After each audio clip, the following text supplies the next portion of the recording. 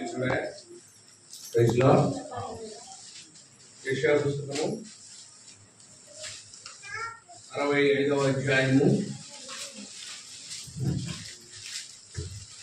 యెషయా గ్రంథము 65వ అధ్యాయం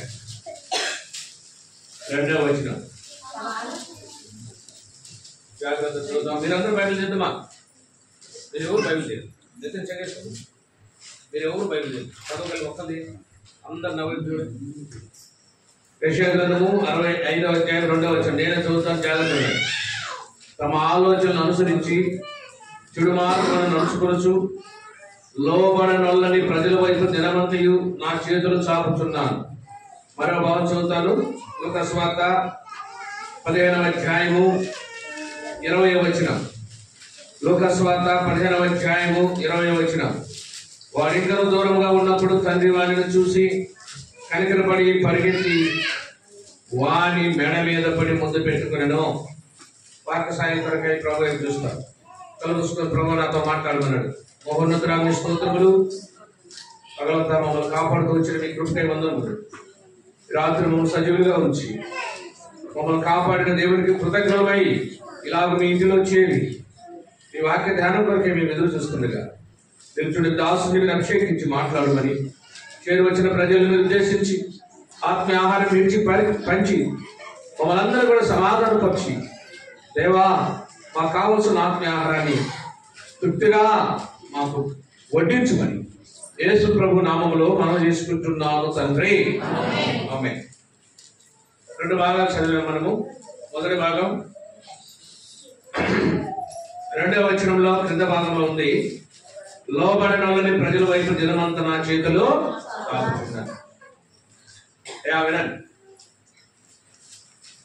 ఒక తల్లికి కుమారుడు లేక పుట్టాడట.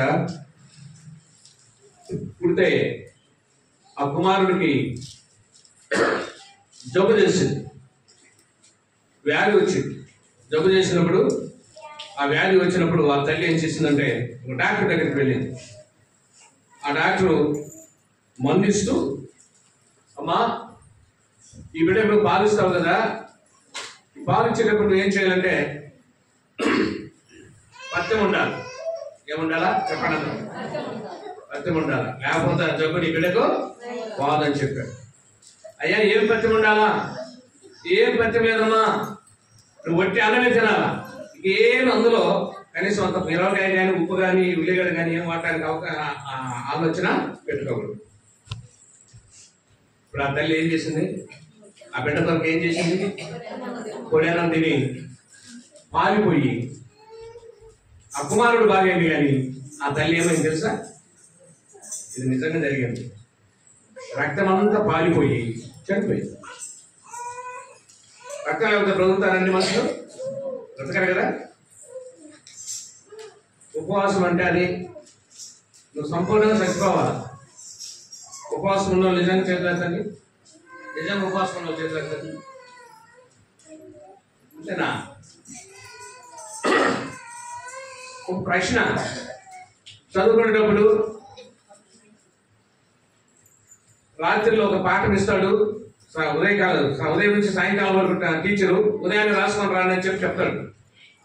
రాసుకొని పోయావా లేదని చెప్పి టీచర్ అడిగినప్పుడు నేను రాయలేదంటే టీచర్ ఊరుకుంటాడా? చేతులు ఎత్తులో చెప్పండి, ఊరుకుంటాడా? ఎందుకు ఊరుకోడు? ఆ టీచరు నువ్వు ఎవరివి? విద్యార్థివి. విద్యార్థి ఖచ్చితంగా చెప్పాలా, వాడి బాధ్యత. నువ్వు ఉపవాసం ఉన్నావు ఏంటి? చూడండి, అక్కడ మాట రాయబడి ఉంది. యెషయా గ్రంథం 59వ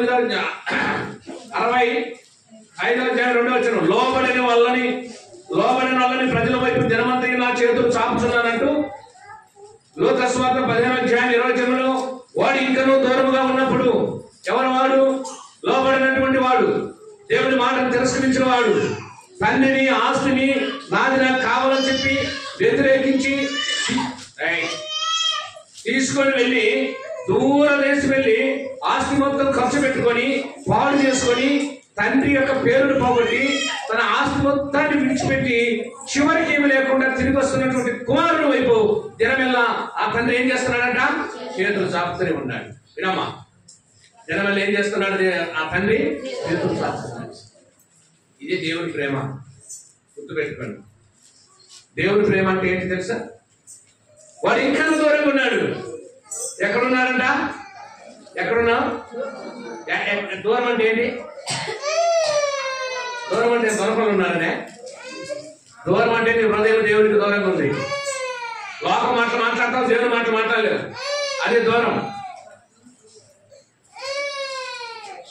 లోకాన్ని కలిగి ఉంటావు, దేవుడిని కలిగి ఉండవు, అదే దూరం. వాడు ఇంకా నువ్వు దూరంగా ఉన్నప్పుడు తండ్రి ఏం చేశాడంట? చదువు మా మాట చదువు.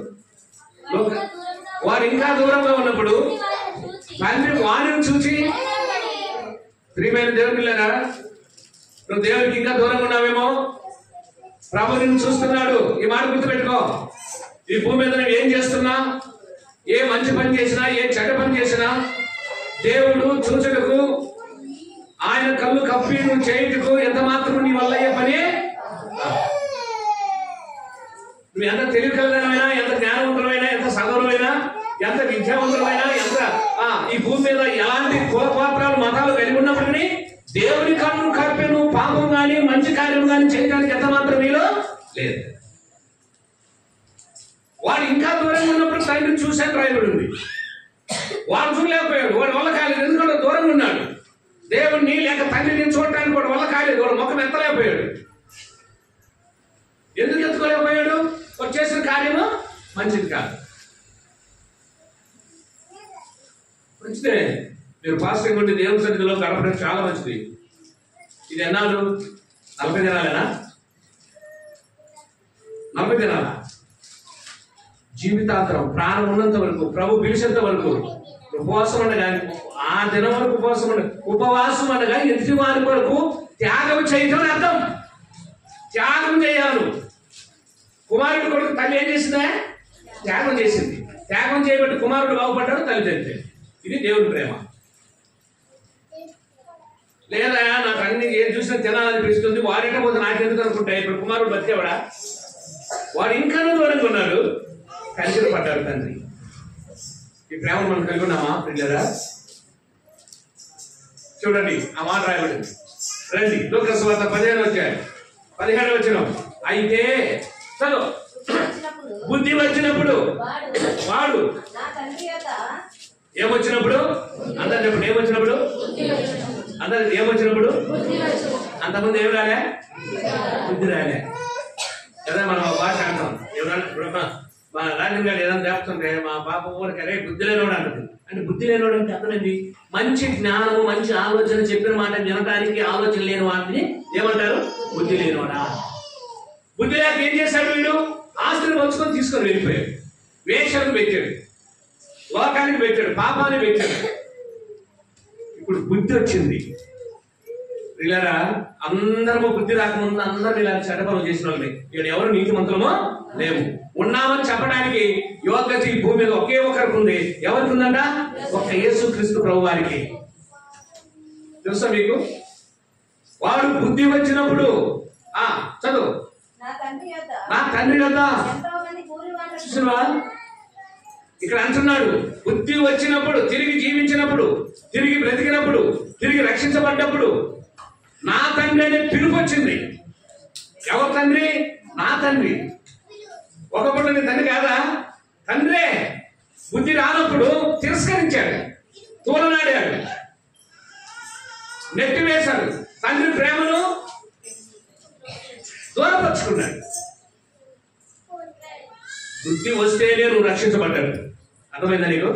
బుద్ధి రావాలి. బుద్ధి రావడం అంటే చెప్పండి, బుద్ధి రావడం అంటే ఏంటి?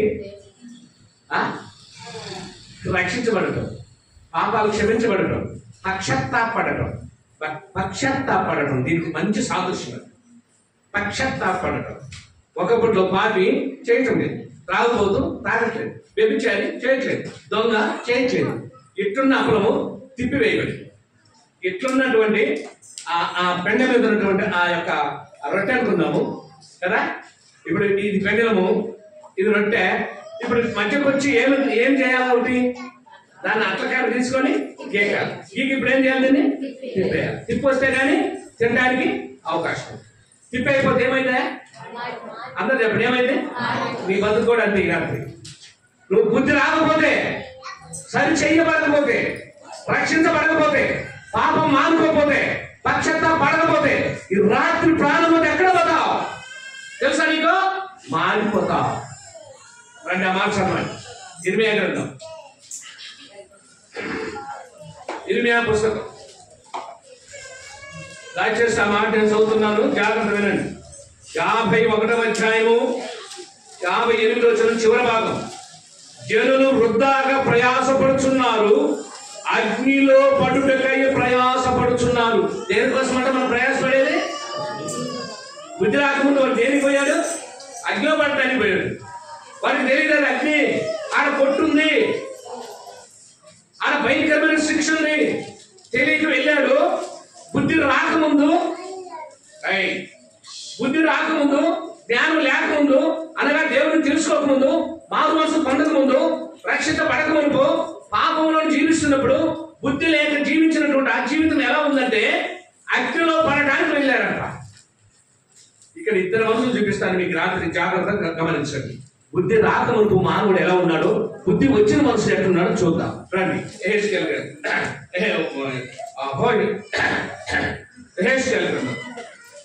క్షమించాలి, యెహోషువ గ్రంథం మాట చదవమా. 6వ అధ్యాయం, యెహోషువ గ్రంథము 6వ అధ్యాయము 180వ పేజీ, పాత నిబంధన 6వ అధ్యాయము 25వ వచనం. రహాబని వేశ్య ఎరుకోని వేగు చూచుటకు యెహోషువ పంపిన దూతలను దాచిపెట్టి ఉండేది కనుక అతడు ఆమెను, ఆమె తండ్రి ఇంటి వారిని, ఆమె కలిగినంతటిని బ్రతకనిచ్చెను. అమ్మా చాలా మంచి సబ్జెక్ట్, పోగొట్టుకోతాయి. ఎవరంటే ఏమా? ఎవరంటే ఏమా? ఎంత భయంకరమైన మాట చూడండి. రహాబని బాగుండేది కదా పేరు, అక్కడ ఏం తగిలించాడు? వేశ్య. బుద్ధి రాకముందు అందరూ వేశ్యలదే తెలుసా? నేను పరలోకం నుంచి వచ్చానంటే నేను పరిశుద్ధులని చెప్పడానికి ఒకళ్ళు ఎవరన్నా వచ్చినారంటే అది పిచ్చోడు అన్నా కావాలా, మేకలోడ ఎందుకనండి? బుద్ధి రాలేదు కదా వాడికి. వేశ్య రక్షించబడింది, వేశ్య మారు మనసు పొందింది, వేశ్య పరలోక రాజ్య వారసానికి హక్కురాలైంది. ఆగండి, ఇక్కడ ఆమె కాదు, ఆమె ఇంటి వారందరిని కాపాడుకుంది, తండ్రిని కాపాడుకుంది. చదవండి అన్నమాట, నేను చదువుతాను. హోషేయ గ్రంథం 6వ అధ్యాయము 23వ వచనం. వేగుల వారు ఆ మనుషులను పోయి రహాబని, ఆమె తల్లిని, ఆమె సహోదరులను, ఆమెకు కలిగిన వారందరినీ వెలుపలకి, ఎక్కడి నుంచి? అగ్నిలో నుండి వెలుపలికి రప్పించాడు దేవుడు. తెలుసా నీకు? నువ్వు అనుకోవచ్చు, నువ్వు అనవచ్చు ఏమని? అమ్మా ఏమనంట? ఎక్కడున్నా నేను సూచించే వాక్యం అని ఉందో లేదో, నీకు ఎందుకు తొందరపడతావు? ఖచ్చితంగా ఉంది. రిటైర్డ్ అయినటువంటి వాడు పెన్షన్ తీసుకోకపోతే ఊరుకుంటాడా? ఇవ్వకపోతే ఫైట్ చేయడా గవర్నమెంట్ మీద? అలాగనే భూమి మీద నువ్వు జీవించిన జీవితం అంతా నాకు దినాన్ని గడిచి వెళ్ళిపోయిన తర్వాత, రిటైర్డ్ అయిన తర్వాత, అంటే ప్రాణం పోయిన తర్వాత ఖచ్చితంగా పెన్షన్ తీసుకున్నట్టే భూమి మీద నువ్వు చేసిన ప్రతి పనికి దేవుడు నేను లెక్క అడుగుతాను. అందుకే ఇక్కడ మాట రాయబడింది, వేశ్య అయినటువంటి రహాబు రక్షించబడింది. తను రక్షించబడటమే కాదు ప్రియులారా, తన బిడ్డల్ని, తన తల్లిని, తన తండ్రిని, తన అన్నదమ్ములను, తన అక్క చెల్లెలను అందరిని ఏం చేసిందండి? రక్షించుకుంది. వేష రక్షించుకుందంటే మనుషులు నమ్ముతారా? వేష రక్షించబడిందంటే ఒట్టిదనరా ఎవరన్నా చెబితే హిందువులకి? ఇది సత్యం ప్రియులారా. ఎందుకనే నేను మీకు సాదృశ్యంగా చెప్పాను. ఆ యొక్క పెండ మీద ఉన్నటువంటి ఆ రొట్టెను అలాగే ఉంచితే మాడిపోకుండా మధ్యవర్తిత్తుగా 2025 సంవత్సరాల క్రితం మానవ అవతారం ఎత్తి భూలోకానికి మనిషి కుమారునికి వచ్చినటువంటి ప్రభువు యేసుక్రీస్తు వారు అట్లా కాలవలే మధ్యవర్తిగా వచ్చాడు. వచ్చి ఈ మారిపోతున్నటువంటి లోకానికి, పాపానికి తగులుకొనిపోయి బుద్ధి లేక లోకంలో పడిపోయినటువంటి కుమారుడిని రక్షించడం కొరకై ఈ మధ్యవర్తిగా వచ్చి వాడు ఇంకా దూరంగా ఉన్నప్పుడు ఏం చేశాడండి? పోయి అందుకున్నాడు. ఇది దేవుడు. ఇది తెచ్చాడు, ఉంగరం పెట్టాడు, చెప్పులు వేశాడు, ప్రశస్తమైన వస్త్రం వేశాడు. ఏంటి ఉంగరం? ఉంగరం అంటే ఏంటి? చెప్పులు అంటే ఏంటి? వస్త్రం అంటే ఏంటి? ఈ గుడ్డలు కాదండి. ఇది కూడా సిగ్గు కోసం కట్టుకునే గుడ్డ. రక్షించబడ్డ వ్యక్తికి ఆత్మ సంబంధమైనటువంటి ఆదరణ వస్త్రాలు కావాలి. రక్షించబడ్డ వ్యక్తికి ఏం కావాలా? శృంగారమైన వస్త్రం కావాలి. రక్షించబడ్డ వ్యక్తికి రక్షణ వస్త్రం కావాలి. ఆ వస్త్రం ఉంటేనే రేపు పొద్దున నిన్ను ఆ పెళ్లి కుమారుడు యొక్క ఇంట్లోకి పెళ్లి విందుకు రాణిస్తాడు. అందుకే యేసుక్రీస్తు ప్రభువారు చాలా మందిని పెళ్లి విందుకి తన కుమారుని యొక్క పెళ్లి విందుకు పిలిచారంట. పిలిస్తే లోపల అందరూ కూర్చొని ఉన్నారు, చూస్తా ఉన్నాడు. నేను పిలిచిన వాళ్ళు వచ్చారా అని అందరూ చూస్తా ఉంటే అందరూ వచ్చారు. నా బొట్టుడు అలా కూర్చొని అన్నం తింటున్నాడు. అక్కడ మాట అన్నాడు, మీకు తెలుసా? స్నేహితుడా, ఏం పిలిచాడు? నువ్వు నా స్నేహితుడే కాదంటలేదు, నీకు ఇచ్చిన వస్త్రం ఏడబెట్టించేవా? రక్షణ వస్త్రం లేకుండా లోపలికి ఎందుకు వచ్చావు? నువ్వు ఉపవాసం నేను ప్రార్థన చేస్తా, నాకు అవసరమా? అంతతో వదిలిపెట్టాడా? అవన్నీ వదిలిపెట్టాడా? మీరు దేశంలో ఏం చేయాలా? చీకట్లో కాళ్ళు చేతులు కట్టేసి ఆడేది. దేవుడు విడిచిపెట్టాడు. రాత్రి జాగ్రత్త గమనించు. ప్రియమైన సోదరి సోదరుడా, రాహబని వేసే, బుద్ధి రాకముందు వేసే భయంకరమైనటువంటి వ్యక్తి, ఎన్నో కుటుంబాలు నాశనం చేసినటువంటి వ్యక్తి కాదంటమా. బుద్ధి వచ్చినప్పుడు, రక్షించబడ్డప్పుడు, ఇంకా దూరంగా ఉన్నటువంటి ఆ చిన్న కుమారుని తండ్రి దగ్గర తీసుకున్నట్టు బుద్ధి వచ్చినప్పుడు ఈ రాహబని వేశ్య చేసినటువంటి ప్రార్థన దేవుడు ఆలకించి ఎంతమంది రక్షించిందో చూడండి ప్రియులారా. ఇక్కడ వేగుల వారు ఆ మనుషులను పోయి రాహబని వేసిన తండ్రిని, ఆమె తల్లిని, ఆమె సహోదరులను, ఆమెకు కలిగిన వారందరినీ, ఎంతమంది అంట? కలిగిన వారందరినీ. ఒక వ్యక్తి అయిపోయింది. నాకు సమయం లేదు కాబట్టి చెప్తాను, చూస్తాను.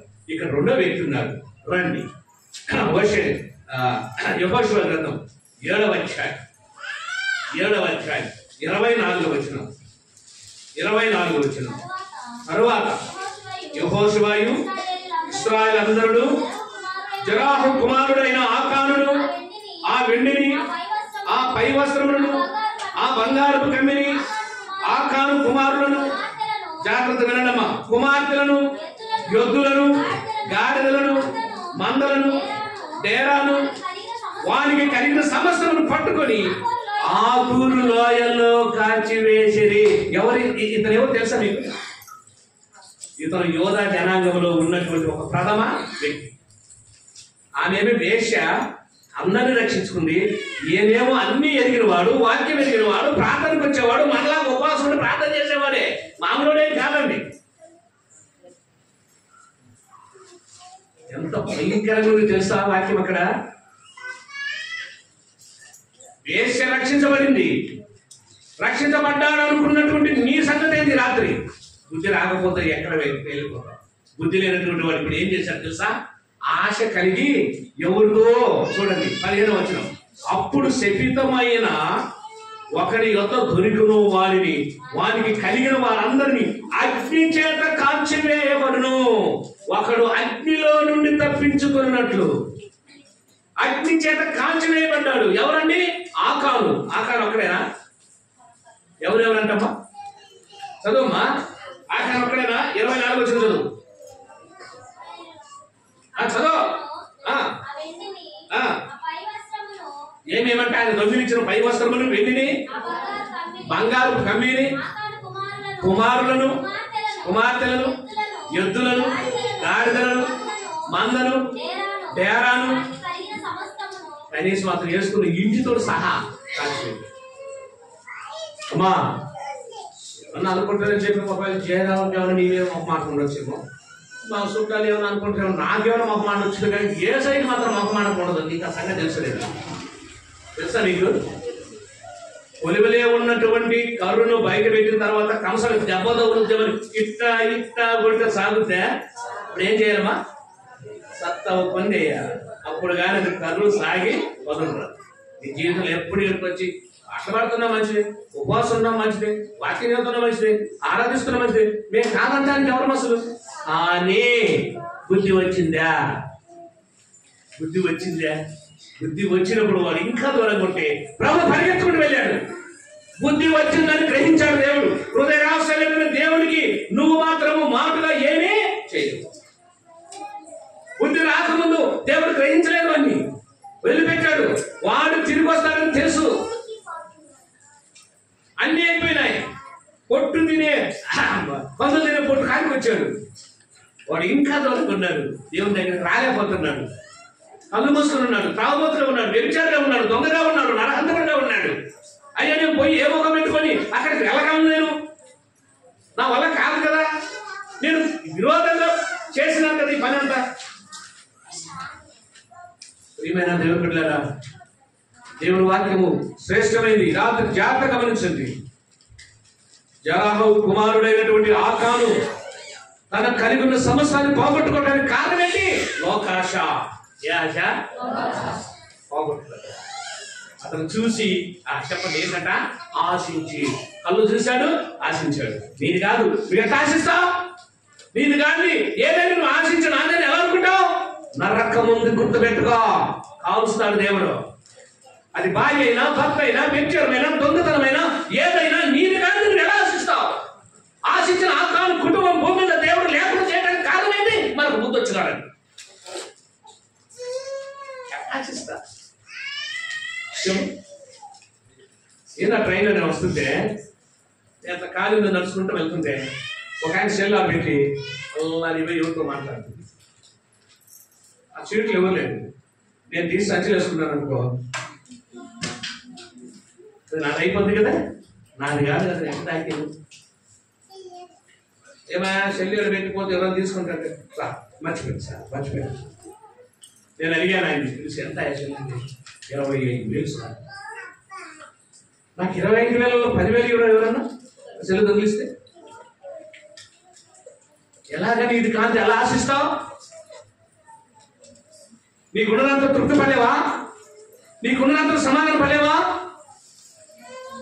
బుద్ధి వచ్చినప్పుడు దేవుడు ఇంకా దూరంగా ఉన్నా ప్రేమించే మన దేవుడిని నువ్వు ఎందుకు ఇంకా ఏడిపిస్తావు? చదవండి ఆ మాట. రండి, యెహోషువ గ్రంథం 7వ అధ్యాయం.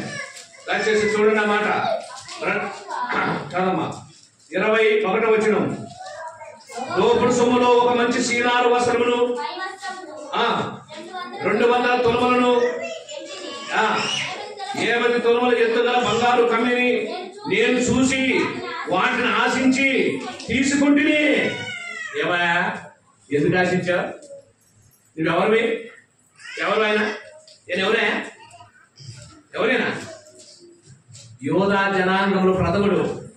వాక్యం ఎరిగినవాడు, ధ్యానం చేసేవాడు, ప్రార్థన చేసేవాడు, మోకరించేవాడు, మందిరానికి వచ్చేవాడు, సాపలేసేవాడు, ఊడ్చేవాడు, భోజనం వండేవాడు, వడ్డించేవాడు, అన్ని ఎరిగినవాడే. బుద్ధి రానప్పుడు నీ ఎన్ని ఎరిగినా నువ్వు ఎంత చేసిన శబ్దం తప్పగా మరొకటి శాపమే, కానీ అది ఆశీర్వాదం అన్నాడు. ఇది రామాట కాదు, ఈ బైబిల్ నేనేనా చెయ్యి. వాడికి ఏదో మందు దొరుకుతుంది, మంచివాళ్ళు అనిపించుకోవడం, మంచిది అనిపించుకోవడం. నువ్వు మనుషులు మంచివాడన్నా చెడ్డవాడన్నా ఆడ చూసేవాడు మంచివాడని నేను టిక్ చేయాలి. నీ పేరు దగ్గర టిక్ చేయాలి. ఎస్, నీకేమొచ్చింది? బుద్ధి. వాడు ఇంకా దూరంగా ఉన్నాడు, రాలేకపోతున్నాడు. ఆయన నువ్వు తండ్రి ప్రేమ ఏంటి? పరిగెత్తుకుంటే. తండ్రి ప్రేమ ఏంటి? పరిగెత్తుకుంటే. అందుకే ఒక చక్కని పాట రాశాడు.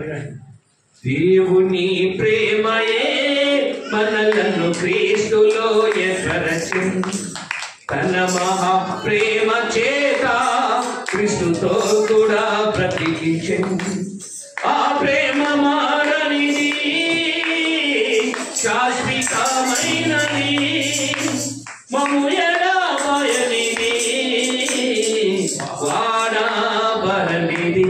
అది దేవుని క్రీస్తుతో చాచ కలిగిన ప్రేమ, దేవుని ప్రేమ ఉన్నతమైన ప్రేమ. ప్రియమైన దేవునిలారా, ఈ లోకస్వార్త 10వ అధ్యాయంలో వాడు అంత భయంకరమైన చేసినను, ఆ తండ్రిని ఎంత ఏడ్పించినను, ఆ తండ్రికి ఎంత కన్నీటి వేదన మిగిలించినప్పటికీ దేవుని ప్రేమ నిజమైంది కాబట్టి వాడు ఇంకా దూరంగా ఉన్నాడు. ఏ ముఖం పెట్టుకొని నేను వెళ్ళగలనా అన్న ఆలోచన వాడికి ఉంది, కానీ తండ్రికి మాత్రం ఆ ఆలోచన మెడ మీద పడ్డాడు. వారి దగ్గర ఏం వాసన వస్తుంది? ఏమా బైబిల్ చదవాకినో వారి దగ్గర ఏం వాసన వస్తుంది? తెలుగు భాష చెప్పండి. మరి ఏం చేసి వచ్చాడా? పందుల దగ్గర ఏం వాసన వస్తుంది? తెలుగు భాష చెప్పు. ఎంట వాసన వస్తుంది. తెలియదా మీకు? పందు పెండదా? వీడు వచ్చింది ఏంటన్నా ఆ పొట్టుకు పెంట అవుతారా కాదా? వాడు ఒళ్ళంతా వాడి నోరంతా పెంట కంపు పడతారు. ఆ పెంట కంపులో ఉన్నటువంటి నిన్ను నన్ను పరిశుద్ధులుగా చేయడానికి లోపల తీసుకొచ్చి వాక్యమైన నీరు పోసి పరిశుద్ధమైనటువంటి రక్షణ వస్త్రాన్ని వేసి నేను రాజులు కనుక నా కుమారుడు రాజుగా ఉండాలని ఉంగరం పెట్టి సువార్త పంపించడానికి చెప్పులేస్తాడు. ఇది ఆ ఉన్న ధర్మం కదా. రాజు కదా, మన తండ్రి ఎవరు? రాజు. మనం ఎవరిని? రాజు కుమారుడు. అవమానం తెచ్చే పనులు చేయాలి, అపహాసించే పనులు చేయాలి, చేస్తే నష్టపోతాం. అందుకే ఇక్కడ మాట రాయబడింది. రండి యెహోషువ గ్రంథం 8వ అధ్యాయం 7వ అధ్యాయం 26వ వచనం. వారిని రాళ్లతో కొట్టిన తరువాత అగ్ని చేత ఏంటంట దేనికోసం అంటే వీళ్ళు ప్రయాసపడింది. ఇర్మియా గ్రంథం 51వ అధ్యాయము 58వ వచనం క్రింద భాగంలో జనులు వృద్ధాగా ప్రయాసపడుతున్నారు అగ్నిలో పడి పాలు కావడానికి. దేనికోసం అంటే ఆయన ప్రయాసపడింది అగ్ని పాలు. అమ్మా మనం రక్షించబడింది దానికోసమా? మనం రక్షించబడింది దేనికోసం చెప్పండి? అగ్ని నుండి తప్పించుకోండి. ఆకాశంలో పాపుల కొరకు ఏం కాసుకొని ఉంది? ఇప్పుడు అగ్ని కాసుకుంది. భూమిని దహించడానికి సిద్ధంగా ఉంది. జాగ్రత్తగా ఉండండి. ఎక్కడ చూసిన పరిస్థితులు బాగాలేవు, ఎంతో భయంకరంగా ఉన్నాయి. నువ్వు ప్రేమ కలిగి, దైవ లక్షణాలు కలిగి, దైవ ఆలోచన కలిగి, దైవ ఉన్నతమైనటువంటి ఆజ్ఞకు లోపడకపోతే నష్టాన్ని పొందించుకుంటావు. ఆ కాను విడిచిపెట్టలేదు దేవుడు. అబ్రహాము ఎంతో స్నేహితుడు దేవునికి తెలుసా మీకు? పాపం చేస్తే అబ్రహామును విడిచిపెట్టలే. ఆదాము తన స్వయాన చేసుకున్నాడు, తన రూపకంగా చేసుకున్నాడు కదండి. ఆదాము తల్లి పుట్టిన బిడ్డ కాదు కదా, అవి దైవ కుమారుడు కదా, దేవుడి కుమారుడు కదా. అట్టాటి ఆదాము తప్పు చేస్తేనే గెట్ అవుట్ అన్నాడు దేవుడు. తెలుసా నీకు? తెలియదా నీకు? అంత లోతువా? ఆదాము తప్పు చేస్తేనే గెట్ అవుట్ అన్నాడు. నువ్వు తప్పు చేస్తే నేను తప్పు చేసి ఉంచుకుంటాను లోపల. కనుక బుద్ధి వచ్చిందా లేదని పరీక్షిస్తాడు ఆయన కదండి. నేను డాక్టర్ దగ్గర పోయాను, మా ఊరిని ఒకరిని తీసుకుని ఆరోగ్యం బాగాలేకపోతే వాడు మా బామ్మది అన్ని చూసి, మా డాక్టర్ గారు మా బామ్మది అన్ని పరీక్షలు చేసి ఆ పెద్ద డాక్టర్ గారికి పంపిస్తే ఆయన ఏమన్నా తెలుసా? నేను మళ్ళా పరీక్షలు చేయాలి. ఏం చేయాలంట? మళ్ళా పరీక్ష చేయాలి. చూసారా? అంటే ఆయన పరీక్ష చేసి చూసిన తర్వాత ఏ మందులు ఇవ్వాలో ఆయన తెలుసు. దేవుని కూడా నిన్ను పరీక్ష చేసినప్పుడు పాప రోగానికి ఏ మందు ఇవ్వాలో ఆయన తెలుసు. పాప రోగానికి ఈ మందు నువ్వు పరిగెత్తి తినకుంటే దొరకదేక ముందు గుర్తుపెట్టు. కనుక ఈ పాపకు రోగం పోవాలంటే నువ్వేం చేయాలా? దేనిని ఆశించకూడదు. ఆకాను ఆశించాడు, ఆశించిన కళ్ళు ఏం చేశాయి? తీసుకున్నాయి, అగ్ని పాలు చేసాయి. అతను ఒక్కడితో బాలేదు. ప్రియులరా, ఈ వాక్యము నేను రక్షించబడే ప్రజల్లో ఈ యెహోషువ గ్రంథం చదువుతా ఉంటే చాలా బాధేసింది. ఇంత ఉన్నతమైన వ్యక్తి, ఇంత జ్ఞానము, ఇంత మంచి మరి ఎంతో పేరు ప్రఖ్యాతలు కలిగినటువంటి ఆకాను ఒక్కడు తప్పు చేస్తే తన కుటుంబం అంతా భూమి మీద లేకుండా కాల్చి వేసినటువంటి దేవునికి ఇది న్యాయమా అనిపించింది. అయితే మనం అడగలమా? ఏమయ్యా ఒప్పుకున్నారు కదా తప్పు, అక్కడ ఒప్పుకున్నట్టు రాయలేదు. కానీ అక్కడ పై వచ్చిన చక్కగా రాసి పెట్టాడు. 15వ వచనం చూడండి. అప్పుడు శపితమైన ఎవరి యొద్ద దొరుకునో వానికి కలిగిన వాడిని అందరిని అగ్నిలో కాల్చివేయవలని ఏదైనా వాడు యెహోవా నిబంధన, జాగ్రత్త వినండి, యెహోవా నిబంధనను మీరి ఏది మీరాడు? తండ్రి మాట మీరాడు. తండ్రి మాట లెక్క చేయలేదు. తండ్రి మాటను తిరస్కరించాడు. తండ్రి మాటను తను అంతో అగౌరవపరిచాడు. కోపం వచ్చింది. మన దేవుడు ఏ దేవుడు చెప్పండి? వాసన కలిగిన వాడు. తెలియదా మీకు? వాసన కలిగింది. అలాంటి దేవుని మాటను తిరస్కరించినప్పుడు నువ్వు ఉండడానికి వీలేదు ఈ లోకంలో. నువ్వు కానీ నీ కుటుంబం కానీ భూమి మీద ఉండకుండా చేస్తానని వాగ్దానం చేసినటువంటి దేవుడు మాట తప్పలేదు. కనుక ప్రియులారా, దేవుని వాక్యము సజీవమైనది, బలం కలిగింది. ఎటువంటి వాడి గల రెండంచుల ఖడ్గం కంటే ఎంతో పరాణ ఆత్మలను, మూలుగులను విభజించి మానవుని యొక్క జీవితాన్ని మరి ఏ విధంగా మరి యొక్క గింజలు జల్లెడబడతామో వాక్యమైనటువంటి ఆ విత్తనాలను నీకు వేసి ఓ మంచి జీవితాన్ని ఇవ్వాలని ప్రభు రాత్రి ఆశిస్తుంది. ఎందుకు దేవుని తిరస్కరిస్తాం మనం? ఇంకా ఏమండి, మన దేవుని తిరస్కరించుకున్నాం. తిరస్కరిస్తే నష్టపోతాము. రెండో మాట నేను చివరిగా చెప్పి ముగిస్తాను. రండి, కొరింథీయులకు రాసినటువంటి 2వ పత్రిక 15వ అధ్యాయము 58వ వచనం. కొరింథీయులకు రాసినటువంటి 2వ పత్రిక 15వ అధ్యాయము 58వ వచనం చదువుమా. మీ ప్రయాసము, జాగ్రత్త వినమ్మా, నీ ప్రయాసము ప్రభువునందు వ్యర్థము కాదని ఎరిగి జాగ్రత్తగా స్థిరులను కదలని వారును ప్రభు కార్యాభివృద్ధి ఎందు ఎప్పటికీ ఈ రోజు కాదు, దేవుని పని ఈ రోజు చేస్తున్నారు, మందిని ఊడుస్తున్నారు, భోజనాలు అంటున్నారు, అందరూ సంతోషం. ఎప్పటికీ ఇది దేవుని కార్యం. మీ ప్రయాసం ప్రభువులో ఎన్నడూ వ్యర్థం కాదు. అది ఇవన్నీ చేస్తే నాకేమొస్తుందా? మేము ప్రతి ఆదివారం 100 నుంచి 120 మంది మాకు భోజనం తింటారు మా మందిలో. ఒకరోజు ఏమై శాంతి వీళ్ళు కూడా వచ్చి వండుతారు, రాజుబారి ఎవరు అనలేదనుకో నేను అన్నం వండేస్తాను, ఏమొచ్చి కూరలు చేసేస్తాను. మేము ఒకరి మీద ఆధారపడము. ఎందుకని మా ప్రయాసము నా ప్రభువునందు వ్యర్థమా. ప్రతి ఆదివారం మేము భోజనం వండుతాం, ప్రతి బుధవారం భోజనం వండుతాం. మేమే చేస్తాం, చక్కగా మందిరం ముడుస్తాం, సాధన చేస్తాం, అన్ని చేసుకుంటాం, విసుక్కోం. ఎందుకని ఆ తండ్రి మాకు గొప్ప పని ఇచ్చాడు. ప్రభువునందు మన చదువు మాట, ప్రభువునందు, అది ప్రభువునందు మీ ప్రయాసము వ్యర్థం కాదు. లోకమందు నీ ప్రయాసం వ్యర్థం.